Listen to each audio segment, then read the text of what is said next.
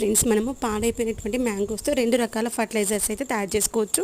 ఒకటైతే instant fertiliser చేసుకోవచ్చు, ఇంకొకటేమో storage fertiliser చేసుకోవచ్చు.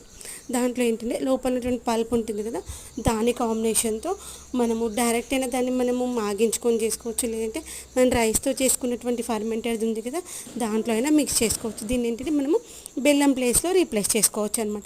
ఇప్పుడు దీన్ని అయితే బెల్లం ప్లేస్లో నేను రీప్లేస్ చేస్తున్నాను. ఆల్రెడీ నా దగ్గర రైస్తో చేసినటువంటి ఫర్మెంటెడ్ ఉందన్నమాట ఫర్టిలైజరు, దాంట్లోనే దీన్ని మిక్స్ చేసేస్తున్నాను. ఇంకా నెక్స్ట్ టైం మళ్ళీ దాంట్లో నేను రైస్తో చేసింది వేసేటప్పుడు ఇంకా బెల్లం మిక్స్ చేయను అనమాట. ఈ యొక్క స్వీట్గా ఉన్నటువంటి పాపాయనే యూజ్ అవుతుంది. సారీ, పాపాయన వాడుకోవచ్చు, మ్యాంగో అయినా వాడుకోవచ్చు. మ్యాంగో తర్వాత పపాయది తొక్కలు ఉంటాయి కదా, పపాయ తొక్కలు కావచ్చు, అరటిపండు తొక్కలు కావచ్చు, ఈ యొక్క మామిడి పండు తొక్కలు కావచ్చు, మనం వాటర్లో వేసి ఒకరోజు నానబెట్టేసినట్లయితే అది మంచిగా పర్మెంటెడ్ అవుతుంది. దాన్ని మనం నెక్స్ట్ డే మొక్కలకి డైల్యూట్ చేసుకొని ఇచ్చుకోవచ్చు. ఇదైతే మాగింది అయితేనేమో ఒక 1 మంత్ వరకు మాగిన తర్వాత